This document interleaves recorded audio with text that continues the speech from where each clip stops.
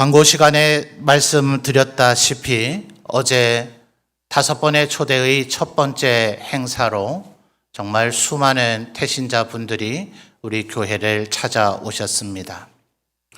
어쩌면 우리 성도들 가운데서는 어제 예배를 드린 것도 아니고 우리들이 개인적으로야 어떤 대화들을 나누셨는지 제가 일일이 다 알지는 못합니다만 얼마나 많은 복음과 믿을 것을 권유할 수 있었을까. 또 마지막 코너로 저나 우리 목사님들께서 이제 행운권도 드리고 어제 선물도 드리고 하면서 마지막 상담을 하겠다 이렇게 코너는 준비가 되어 있었지만 사실 그렇게 와서 신앙 상담을 한 분은 거의 없으셨어요. 그러니 어제와 같은 행사가 과연 우리에게 필요한가 하는 생각을 혹여 하시는 분이 계시려는지 모르겠습니다. 그런데 제가 말씀드렸듯이 앞에 마당에 현수막에 있는 곳이 이제 마지막 코너가 되죠. 17번째 코너였던가요? 거기에서 이제 신앙 상담을 하게 되는데 위치가 그렇다 보니 오신 우리 모든 태신자분들이 그 앞으로는 필연적으로 지나가실 수밖에 없습니다. 그래서 많은 초대돼서 오신 분들이 제가 누군지를 기억하시더라고요. 목사님 평안하셨습니까? 이렇게 인사하신 어르신들이 한두 분이 아닙니다. 자, 이분들은 왜 저를 알까요? 전에 우리 교회에 오신 적이 있다는 얘기죠. 아마 교회의 용어 같은 것을 아직 잘 모르는 분은 전에 이런 얘기도 있더라고요. 불가에서 오래 몸담고 있다가 교회로 신앙생활을 시작한 분은 주지 목사님이 누구시냐 이런 말을 했다는 우스갯소리가 있어요. 제가 목사인지를 잘 모르시니까 작년에 강연하신 분 아니시라 이렇게 인사하는 분도 계시고요. 심지어는 자주 못 와서 죄송합니다 이렇게까지 인사를 건네신 분들이 계셨어요. 그러면서 아마 우리 지역에서 그래도 어느 정도 역할을 하는 분이라고 보여지는 분은 우리 점천제일교회가 이렇게 큰 일을 해주시는 것이 얼마나 고맙고 감사한지 모르겠다 이런 덕담의 말씀도 하셨습니다. 저는 이런 반응들이 올해 우리 전도위원회가 한 번의 초대가 아닌 5번의 초대로 우리의 태신자들을 어찌하든지 예배당 마당, 우리 기독교의 문화, 그리고 우리가 드리는 예배 가운데로 그분들을 초대할 때에 한 번의 발걸음이 5번이 되고 5번의 발걸음이 10번이 되고 그 발걸음들이 모으고 이어져서 끝내는 예수 믿는 자리에 이르게 될 것이라고 믿습니다. 여러분 예수님께서도 그렇게 얘기하셨지 않아요? 씨 뿌리는 비유를 얘기하시면서 우리들이 농사를 짓다 보면 필연적으로 농토의 어느 부분은 사람이 밟을 수밖에 없습니다. 습관이 묘하죠. 밟은 자리를 또 밟게 되다 보니 그 자리는 결국 식물이 자랄 수 없이 단단하게 다져진 땅들이 생겨지게 됩니다. 주님께서 뭐라 그러셔요? 길가밭에는 씨를 뿌려봐야 싹이 트지 않는다. 그런 것은 어떻게 해야 됩니까? 그래서 구약 선지자들에게 하나님께서 주신 말씀들이 묵은 땅을 기경하라 하는 표현들이 많이 나타나는 이유입니다.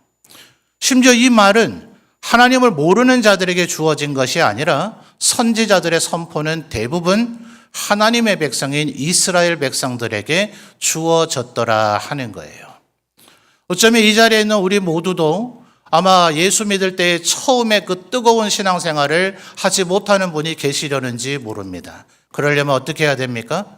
마치 단단하게 돌덩이처럼 굳어져 버린 우리의 마음을 다시 갈아엎는 기경의 작업이 필요하다 하는 거예요. 아마 어제와 같은 그런 행사는 교회에 들어오는데 마음에 부담이 없네. 예배당 들어와도 참 좋네. 교회 오면 기분이 좋아지는구나 하는 식의 마음들을 우리의 태신자들에게 갖게 만들어서 이번 토요일부터 초대하는 이런 자리에 훨씬 더 우리의 태신자들이 나오게 되는 계기를 만들게 될 것입니다. 그러니 여러분 어제 많이 오셨으니까 이제 내가 손 놓고 있어도 알아서 오시겠네 아닙니다. 우리 성도님들께도 한번 여쭤볼까요? 2번째 초대가 이번 주 토요일 오후 2시라는 건 기억하시는데 세 번째, 네 번째, 다섯 번째가 몇 월, 며칠, 몇 시에 누가 뭘 어떻게 하는지 기억하시겠습니까? 어제 수많은 태신자분들에게 이 네 가지 남아있는 네 번의 초대를 막 설명하면서 그때마다 행운권을 드리니 그때마다 오셔서 5번을 다 채우시면 저 하만의 태신자분의 선생님의 행운권이 무려 5장이나 들어갑니다 라고 설명하는데 눈빛을 보니 알아듣지 못한 눈치예요. 그러니 여러분, 그냥 있어서는 절대로 오시지 않습니다. 이번 주간에도 우리 성도님들이 힘을 다해서 초대하고 정중히 초대할 때에 우리의 태신자들이 또다시 우리의 초대에 응해서 이제는 이곳 본당으로 들어와 저 기적의 영화를 보게 되는 가운데 하나님의 마음, 그 믿음의 씨앗이 그들의 마음에 뿌려지게 되어질 줄 믿습니다. 여러분, 나아가실 때에 초대장을 넉넉히 가져가셔요. 여러분의 태신자에게만 주겠다 생각하지 마시고 이제는 만나는 분 누구에게라도 드리면 되는 겁니다. 아마 우리 지역이 인간관계가 좀 빤하다 보니까 어떤 분들은 우리 성도님들이 얼마나 열심히 드렸는지 초대장을 4장, 5장 받으셨다 해요. 그러니까 오시잖아요. 그러니까 그런 걸 생각하지 마시고 어찌하든지 내가 조금 넉넉히 가져가서 이번 한 주간 동안 하나님께서 순간순간 감동 주시는 분에게 한번 전해보겠다. 그렇게 마음을 가지시는 우리 성도님들이 되시기를 바랍니다. 자, 오늘 우리가 읽었던 이 로마서 1장 20절 말씀은요, 바울 사도가 로마에 보낸 편지인데요. 도대체 로마에는 어떻게 예수 믿는 사람이 생겼을까? 그 비결 이유를 성경이 정확히 말해주지는 않습니다.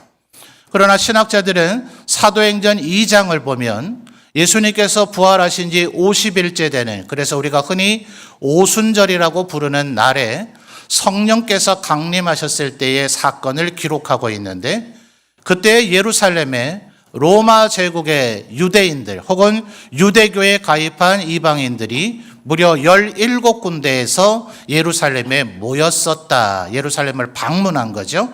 그러다가 그들이 성령 감동을 받은 그리스도인들을 목격하게 되어지고 베드로의 설교를 듣게 되면서 3,000명이 그들도 회개하고 예수를 믿어 세례를 받고 성령을 받는 일들이 일어나게 됩니다.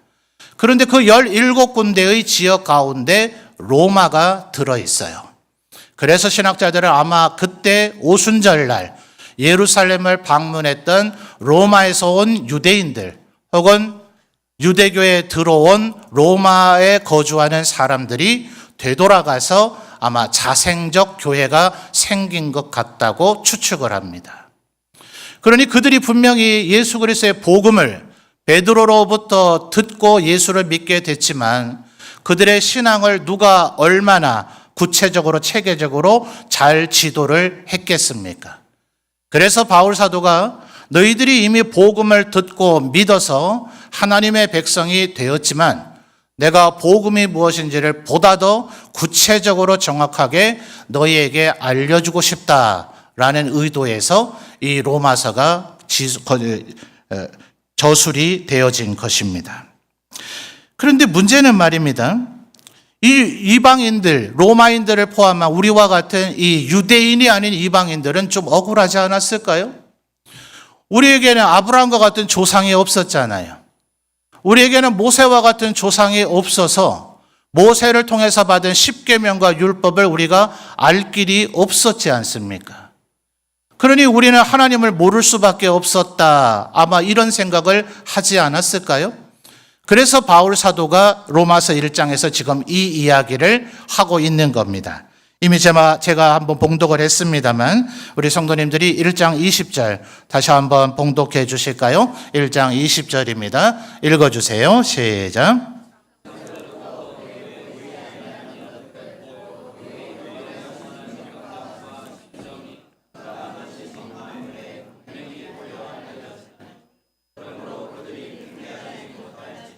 아멘. 자, 20절 살펴보시면 창세로부터 그다음 그의 그러잖아요. 이 누굴까요? 하나님이십니다. 하나님의 보이지 아니하는 것들 그리고 그 다음에는 곧이라고 하는 한 글자의 단어가 나타나죠.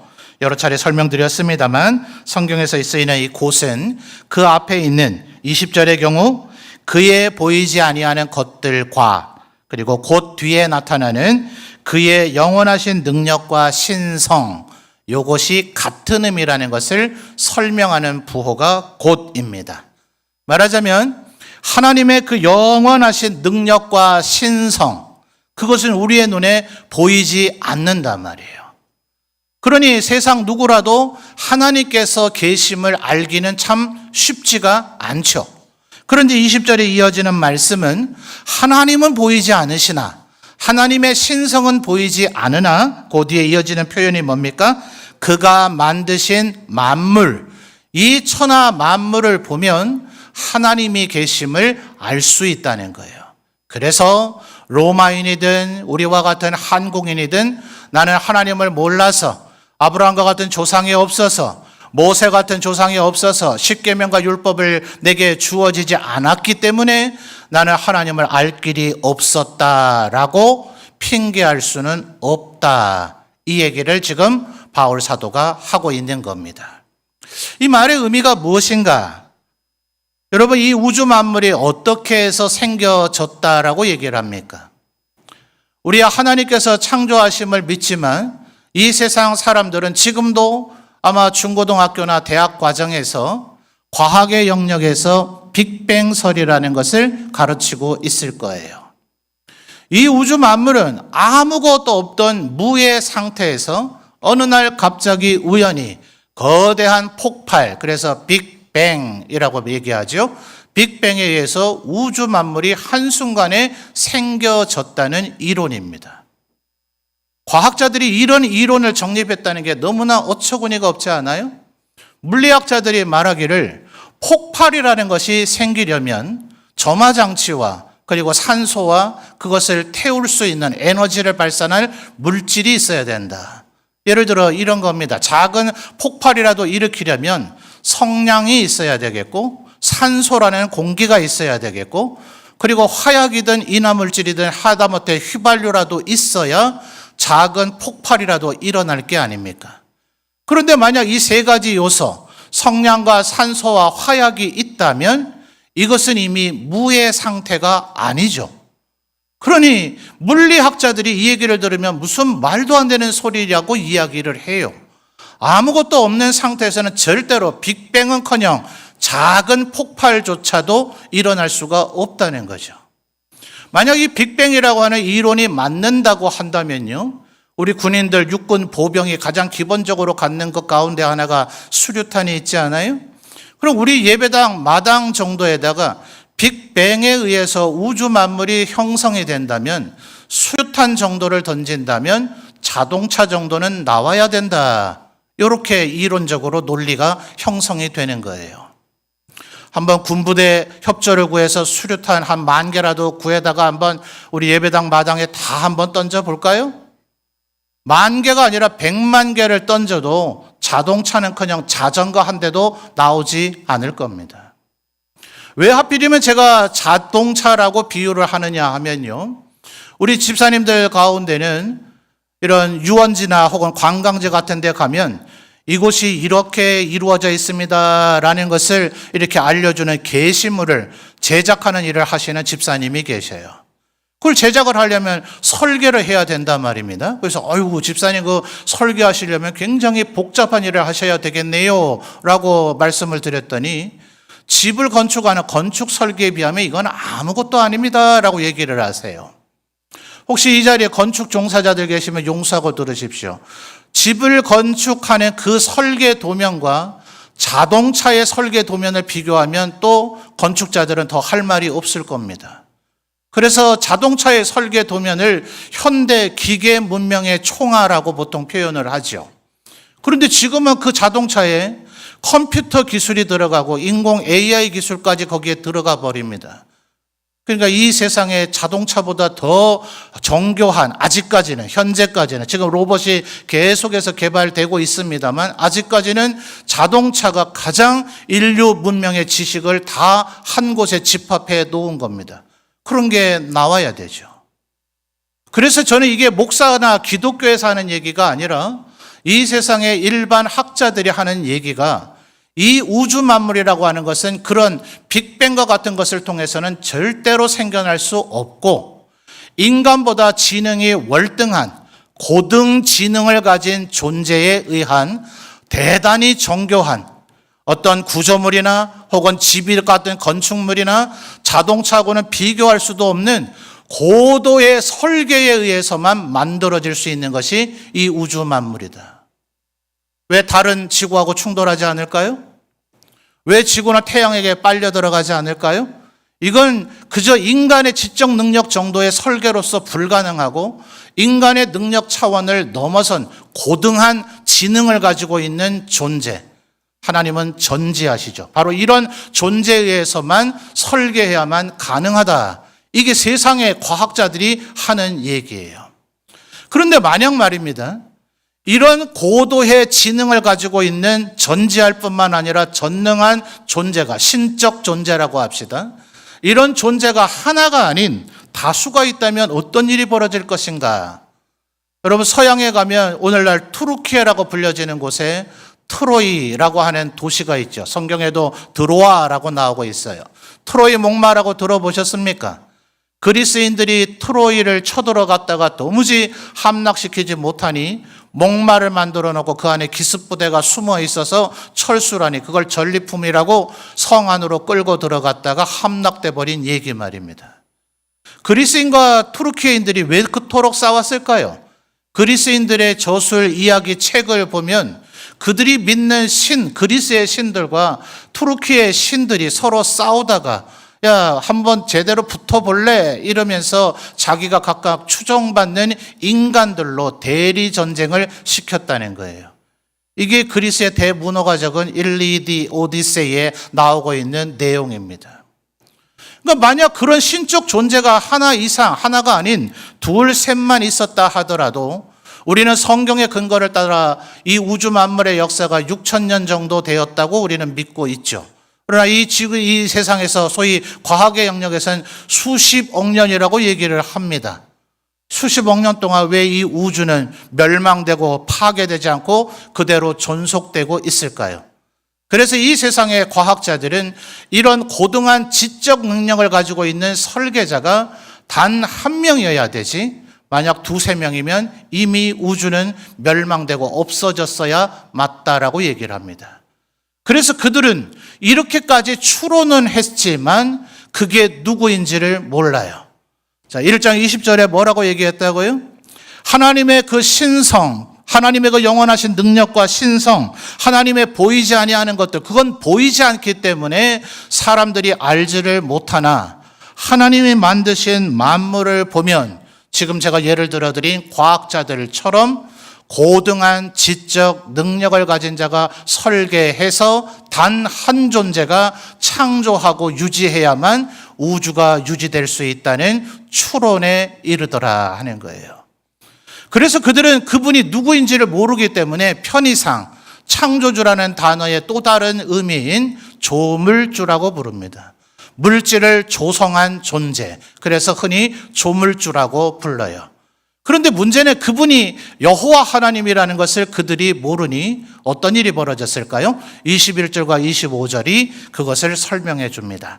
자, 21절 우리 성도님들 한번 읽어보실까요? 시작.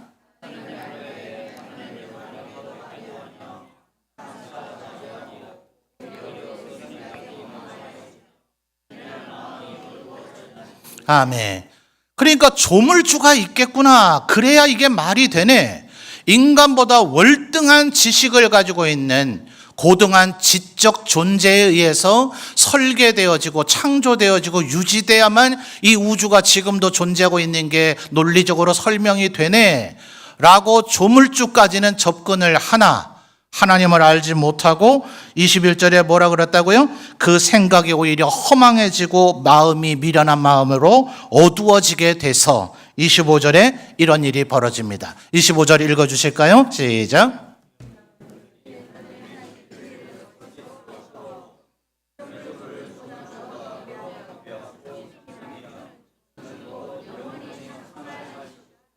아멘. 그래서 25절에 바로 조물주란 단어가 나오죠. 그래서 피조물을 예를 들면 성경에 나타난 블레셋인을 비롯한 가나안 7족속은 뭐라 그래요? 다곤이라든지 바알이라든지 아세라든지 몰록이라든지 이것이 바로 여호와 하나님이다. 심지어 북이스라엘을 창건했던 여로보암 왕조차도 황금 송아지를 만들어 놓고 이것이 너희들을 애굽에서 인도해 낸 여호와 하나님이다. 이렇게 피조물을 조물주를 대체하는 어리석은 자리에 빠지게 되지 않더냐 하는 거예요. 그런데 이 바울 사도의 설명을 통해서 우리는 20절에서 역설적으로 놀라운 것을 발견하게 되죠. 우리는 하나님의 기록한 이 성경을 모를지라도 완벽하지는 않지만 하나님에 대해서 알 수가 있다는 것을 말입니다. 여러분, 하나님이 어디 계신지 찾아내실 수 있겠습니까?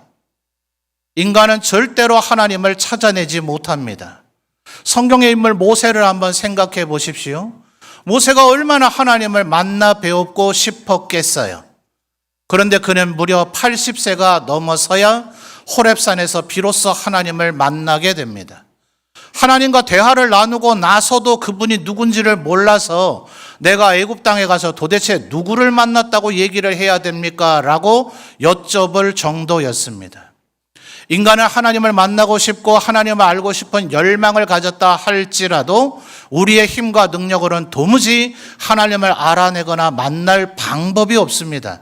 오직 하나님께서 스스로를 드러내 보이셔서 우리를 만나 주실 때에야만 인간이 하나님을 만날 수 있는 것입니다. 그러니 우리가 예배한다고 해서 예배가 되는 게 아니라 지금 이 시간 우리가 하나님을 예배하고자 할 때에 하나님께서 이곳에 임하셔서 우리의 예배를 받아주심이 그래서 은혜라는 거예요. 하나님께서 우리의 예배를 받아주셨다. 그리고 우리에게 은혜를 베풀어 주셨다는 것을 감사할 수 있는 이유가 바로 거기에 있는 것입니다. 그래서 하나님께서 스스로를 드러내서 우리에게 하나님을 보여주심, 이것이 한자적인 표현으로 계시입니다.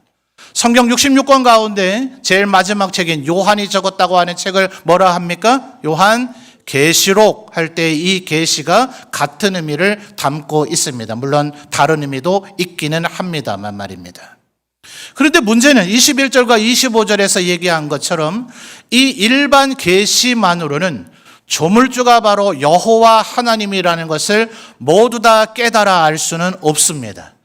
그래서 하나님께서는 모세를 비롯해서 마테마가 누가 요한이나 바울과 같은 요한과 야고보와 같은 이들을 통해서 하나님에 대해서 보다 구체적이고 정확한 지식을 알려주기 위해서 기록을 남기게 하셔서 이제는 보이지 아니하시는 하나님, 그의 영원하신 능력과 신성이 우리의 눈에는 보이지 않을지라도 이 글과 이 책을 읽게 되면 우리의 영혼이 하나님을 정확하게 알게 될 수 있도록 만드셨어요. 그게 뭡니까? 바로 오늘도 우리가 읽었던 성경 하나님의 말씀입니다. 그래서 이것은 이 세상 우주 만물을 통해서 하나님을 아는 것과는 비교할 수 없이 하나님을 보다 정확하게 알게 해주심으로 이것을 가리켜서 특별 계시라고 이야기를 합니다. 자, 일반 계시와 특별 계시가 있듯이 하나님께서는 지금도 온 우주 만물을 운행하고 계셔요. 그래서 하나님은 6일 동안 창조를 끝내셨지만 지금도 이 온 우주 만물이 하나님의 영광을 드러내고 이 우주 만물을 통해서 사람들이 하나님을 알 수 있도록 하나님은 지금도 섭리하고 계십니다. 예를 들면 도대체 과학자들이 발견을 해내기를 태양이라고 하는 것은 수소라고 하는 원자들이 합쳐져서 헬륨이 된다라는 것을 알아냈어요. 그런데 수소 2개가 합쳐서 헬륨이 될 때 왜 빛과 열과 에너지를 냅니까? 이것에 대해서 과학자들은 답을 내지 못합니다. 태양이 수소에서 헬륨으로 변화되는 과정 속에서 뿜어내주는 그 빛과 열과 에너지를 통해서 왜 곡식이 자라나고 인간은 그 빛을 적당히 받을 때 그것에서 건강을 얻게 됩니까? 그런 신비에 대해서 과학자들은 설명하지 못합니다. 이 온 우주 만물을 통해서 하나님을 알 수는 있지만 하나님의 그 영악한 지식은 성경 말씀을 통해서 알 수 있듯이 이 태양을 통해서 우리의 농작물들이 잘 자라난다. 이런 것이 바로 일반 섭리입니다. 하나님께서 우리에게 몸을 주셨으니 우리가 적절히 이 몸을 사용하고 운동을 잘하면 건강하게 된다. 우리가 열심히 공부를 하고 책을 읽으면 지식이 충만하게 된다. 이런 것은 전부 다 일반 섭리입니다. 그런데 성경에도 기록된 바 흉년이 되었는데 이삭은 그 해에 100배나 소출을 얻는 창대케 되고 왕성케 되어져서 마침내 거부가 되는 일이 벌어집니다. 야곱의 외삼촌 라반이 10번이나 품삯을 속여가면서 어찌하든지 야곱의 재산이 늘어나지 않도록 만들지만 20년이 지나고 나면 라반의 아들들이 야곱이 우리 아버지의 재산을 다 빼앗아갔다고 여길 정도로 라반의 집과는 비교할 수 없도록 부자가 되도록 만들어 주십니다.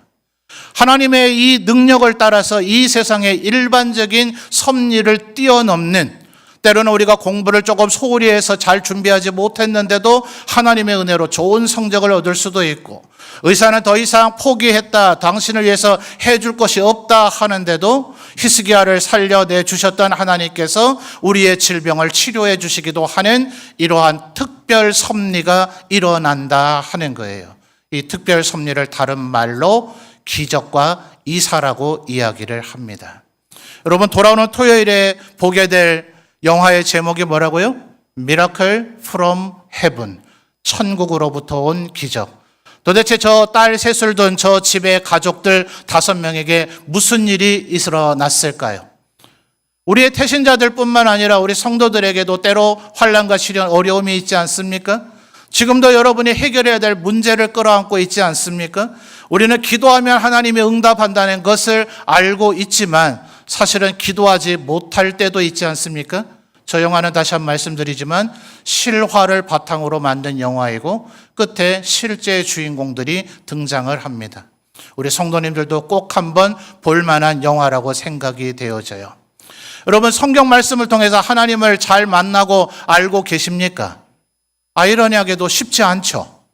신구약 성경 1189장이나 되어 있으니 성경의 어떤 부분은 도무지 이해하기가 어렵기도 합니다. 그래서 지난 2000년의 교회 역사의 동안 수많은 교회 지도자들이 성경 아닌 책을 통해서 성경을 이해하는데 도움을 주기 위한 책들을 저술을 많이 했습니다. 대표적인 것 중에 하나가 존 버년이 적은 철로 역정이죠. 이 책을 읽으면 마치 동화책을 읽고 한편의 영화를 보는 것 같지만 실제로 이 철로 역정을 가지고 애니메이션의 영화도 만들어져 있습니다. 영화 한 편을 본 것 같은데 그것을 읽고 나서 성경을 보게 되면 성경이 훨씬 쉽게 이해가 되어집니다.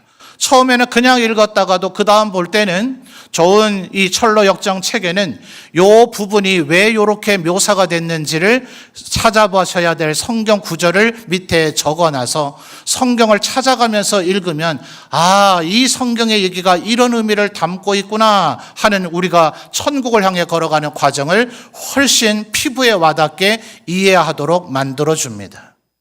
그 시절에는 책으로 쓸 수밖에 없었겠죠. 지난 20세기부터 어떤 일들을 인류는 해오게 됐을까요? 이제는 영상을 통해서 성경을 이해할 수 있도록, 하나님에 대해서 알아갈 수 있도록 수많은 영화 작품들이 만들어졌습니다. 이 작품은 정말 편안하게 아주 가족의 아주 휴먼 드라마 같은 그런 따뜻한 그런 영화를 보게 되면서 하나님이 이런 일을 오늘도 우리에게 행하시는구나 하는 것을 알게 될 것입니다. 이 영화는 우리의 태신자분들 뿐만 아니라 우리의 성도들도 만물에 드러난 하나님의 영광, 오늘도 우리의 기도에 응답하시고 우리의 요청에 반응하시는 하나님에 대해서 더 정확하게 알게 만들어 줄 것입니다. 여러분의 태신자들을 정중히 초대하시고 우리 성도님들도 함께 오셔서 은혜를 누리시게 되는 돌아오는 토요일 오후 2시가 되시기를 주님의 이름으로 축원합니다.